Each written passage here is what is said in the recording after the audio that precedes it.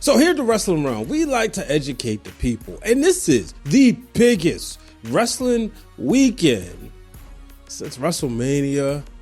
This is the curve where you look at WrestleMania 1 and what that meant when WWE went into the mainstream, the rock and roll wrestling era, deemed as the rock and wrestling era. I like to think of WrestlePalooza weekend as the same thing. WWE has had their PLEs, their premium live events, formerly known as pay-per-views, on Peacock for almost 5 years. Now, a lot more people have access to Peacock than those who had access to the WWE network. So there were new wrestling fans. But then WWE went even further with this deal with Disney, which owns ESPN.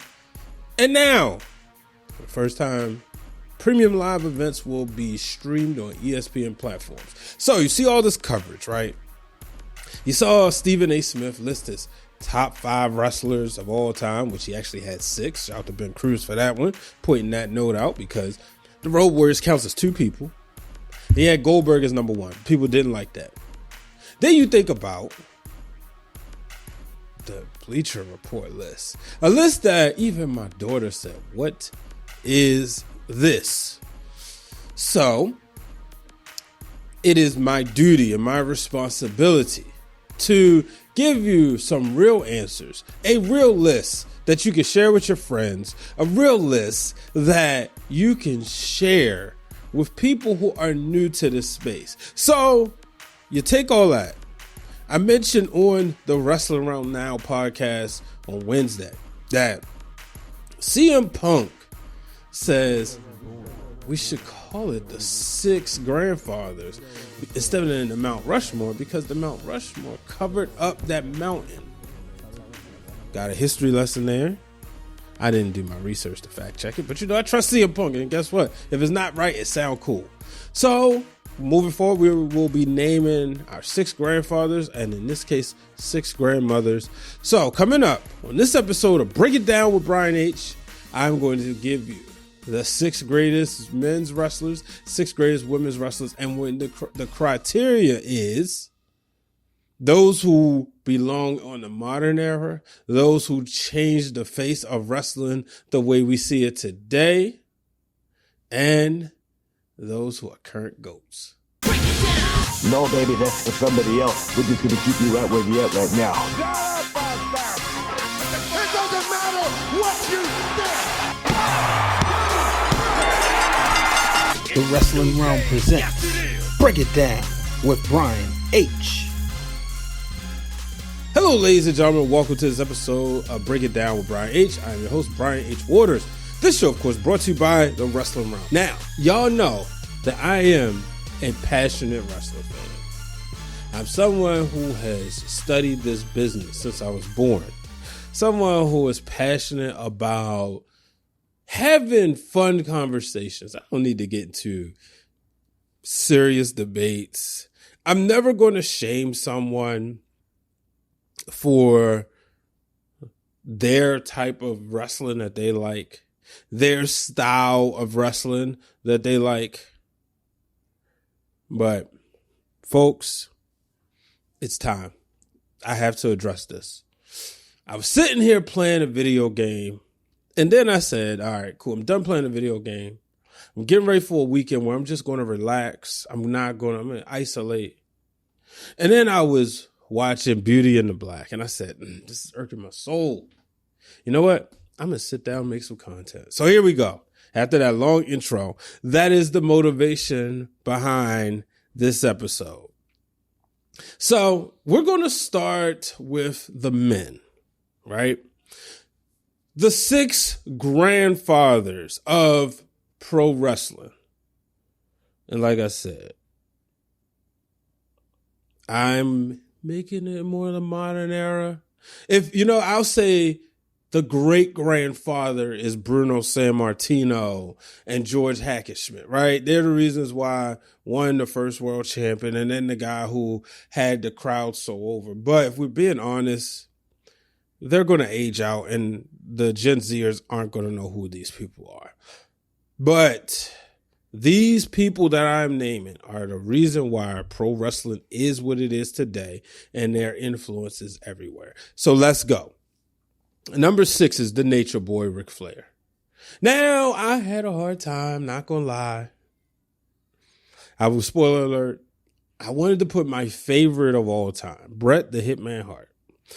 One of my favorites, I should say. But I couldn't justify Ric Flair not being over Bret Hart, right? I think about Ric Flair, for the people out there who say, oh, he was a WWE finalist. Well, Ric Flair's prime was NWA and WCW. And he had a run at WWE, but by the time he came the second time, it was all about his legendary run.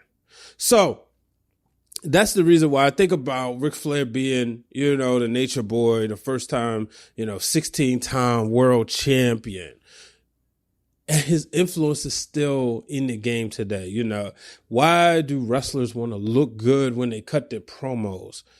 Wheeling, dealing, kiss stealing, that is Ric Flair. You look at his influence in the culture, in music, there's Ric Flair bars everywhere.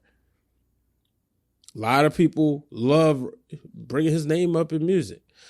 And he was a wrestler's wrestler, going out there putting on 60-minute classics. So he's the guy when you think about who could do the in-ring work and still entertain you outside the ring. So that's why Ric Flair is on this list. Number 5, Shawn Michaels, HBK. Now, if you know me, as much as I hate to say it, but if you know me for a long time, you will know that I am a Bret Hart over Shawn Michaels guy when it comes to the in-ring stuff. But I think about the influence. I think about Shawn Michaels being the guy, having the company on his back in dire times, in 96, in 97. Leading us into the Attitude Era. It was his ideas, obviously along with Triple H and the Clique, but he was the forefront of that to take us to that next level. So I know the real Dwayne Allen is probably shocked, when he sees this, but I had to put Shawn Michaels on this list. And I also look at what he's doing now. He's teaching those very kids who studied him, and they're teaching the stars of tomorrow, not only lifelong wrestling fans, but preparing athletes who have transitioned into this business. What better person to learn from? So you gotta have Shawn Michaels on the 6 grandfathers mountain. Number 4, Stone Cold Steve Austin. In a relatively short period, his effectiveness on the business single-handedly changed the way wrestling was. He took WWE past WCW when WWE was trailing in the ratings and took them from out of the red into the black. Stone Cold Steve Austin was just iconic. Somebody, you can have these Austin Rock conversations, but when you really think about it, Austin was everywhere.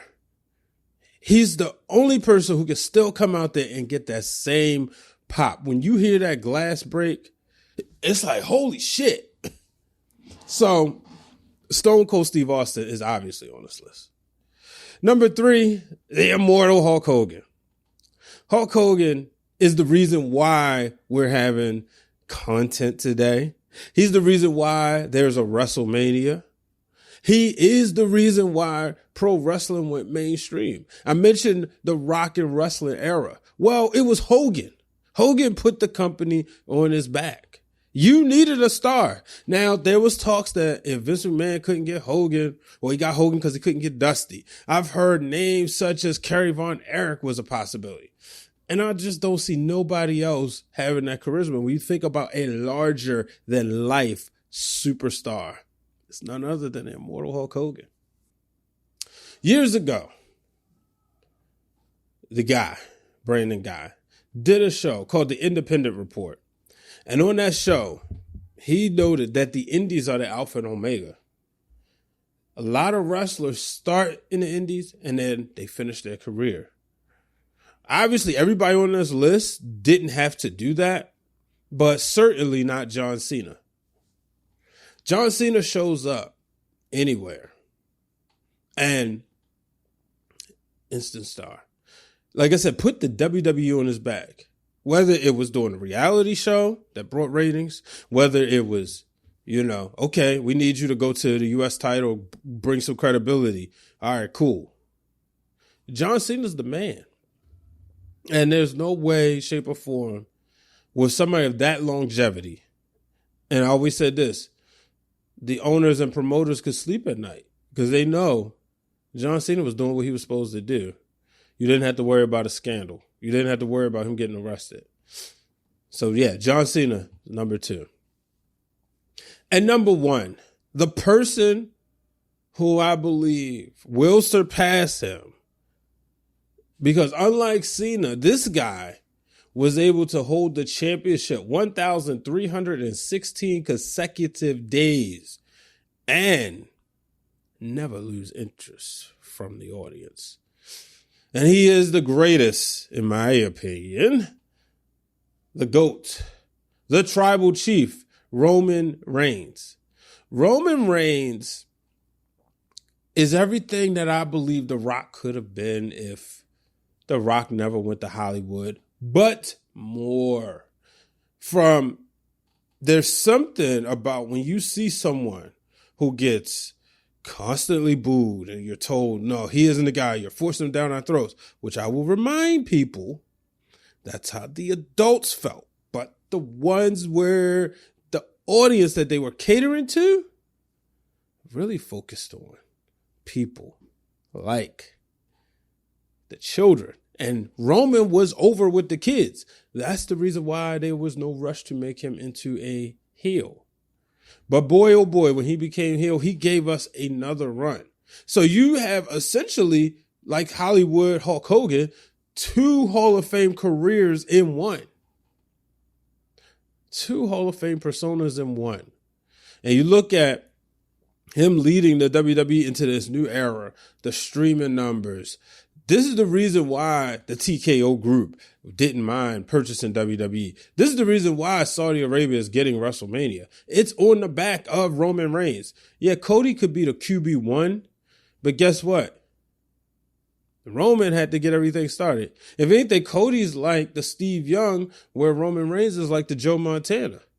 Yeah, Steve Young got a championship, but Joe Montana's the one who put the 49ers on the map and set the dynasty and made them a prolific team. So Roman Reigns is my number 1. So on the 6 grandfathers mountain is Ric Flair, Shawn Michaels, Stone Cold Steve Austin, Hulk Hogan, John Cena, and Roman Reigns. Now it's time to talk about the women. Now, women's wrestling has taken on a brand new light over the past decade, really. About 10 years ago, Give Divas a Chance was a thing. And when you do these lists, right, you have people who have been doing well over the course of time, people who have been money makers over the course of time, but because of the fact that they didn't get the opportunity or the time, they couldn't get recognized, right? But here, I am going to recognize a pioneer. So I mentioned that people like Bruno Sammartino and George Hackenschmidt are on behind this mountain. They're the great grandfathers, right? So your great grandmothers on these lists are your Fabulous Moolahs, your Ethel Johnsons, your Mildred Burks. Those are the people who, yes, they are the reason that these ladies were able to even have a platform, and their successes. But as I sit back and I think, okay, if I am talking to the ladies and the millennials and the Gen Zers and the Gen Alphas, and I'm telling them, these are the people I gotta come to the modern era. So first, I'm going to the 90s. Now, y'all know, if Brian H. Waters is doing a list, this lady will certainly be on there. And that is the one and only Alundra Blaze. Alundra Blaze, first ever 3-time WWE Women's Champion.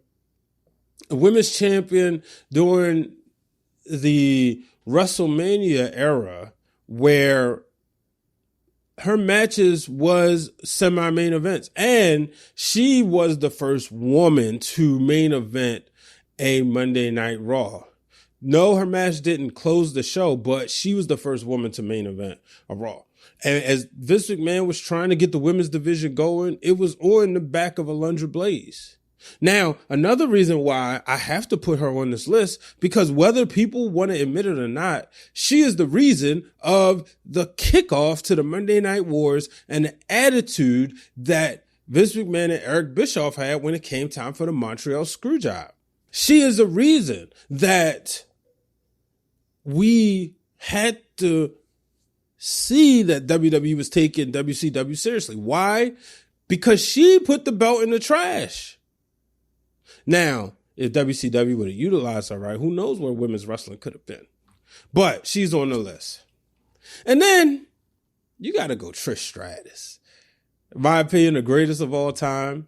Somebody who was able to cross over from eye candy to being a phenomenal wrestler in the ring. And then she comes back, has another run, and puts on incredible matches with Becky Lynch, with Charlotte Flair. So Trish Stratus, we saw, her have to take the risk of, okay, I want y'all to take me seriously.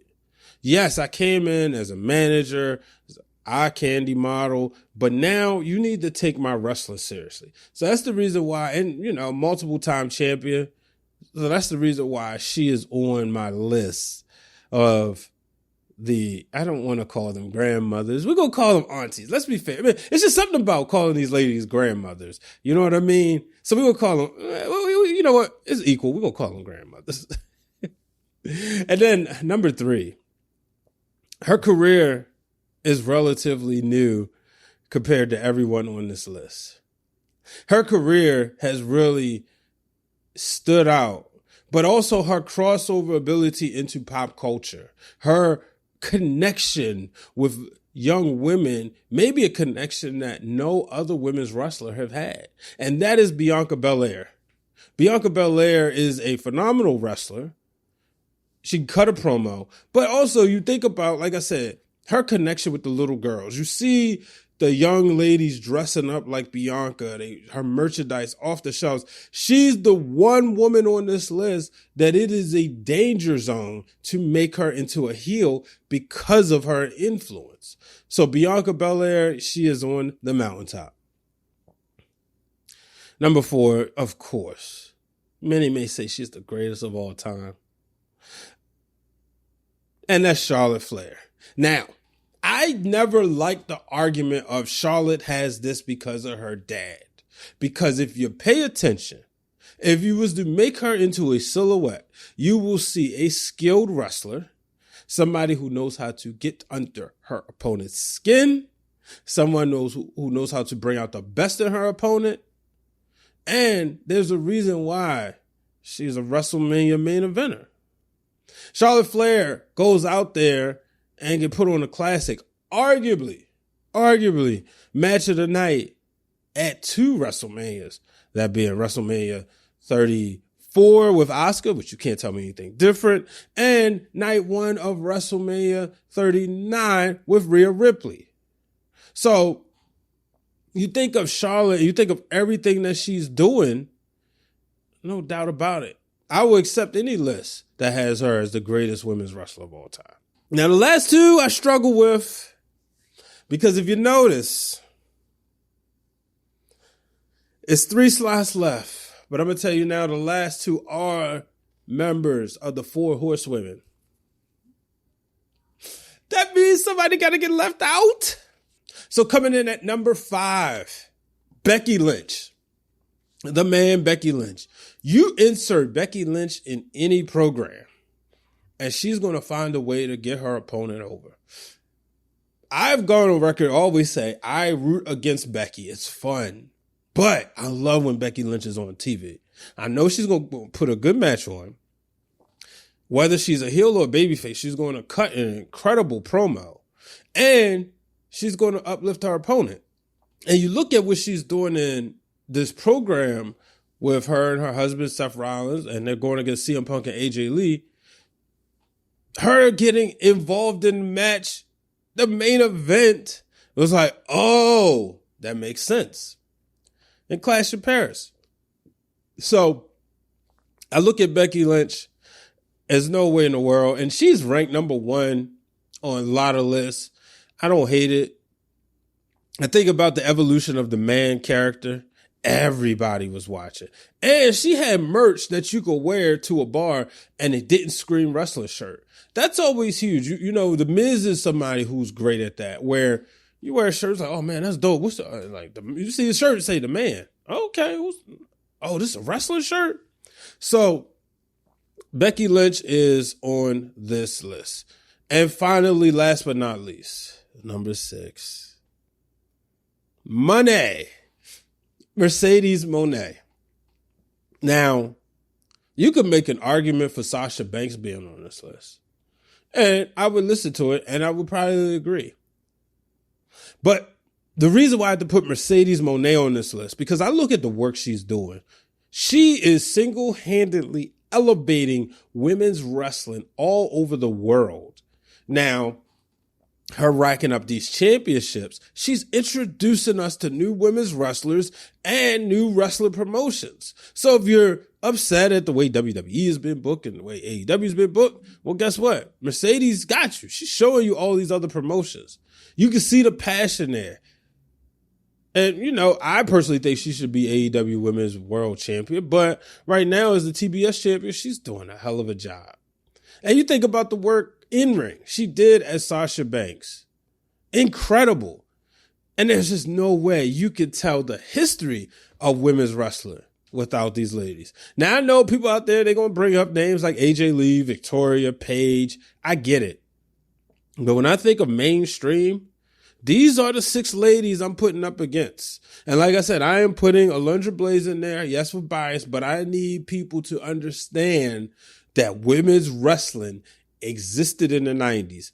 And this is the person that I bring up, who was in WWE, in the mainstream doing it, but also facing legends like a Bull Nakano, who came over from Japan. Legends like a Aja Kong, who came over from Japan. So that is my list. That is a real wrestling's list for you folks. That is a real wrestling's list from a real wrestling analyst. Somebody who knows ball. Yeah, I'm putting myself over. So, ladies and gentlemen, that'll do it. I'm going to go watch SmackDown. And by the time SmackDown is over, you will have this episode. Enjoy this weekend. Enjoy WrestlePalooza. And make sure you hit the subscribe button. Turn the bell notifications on. See you on Wednesday night. So long, everybody.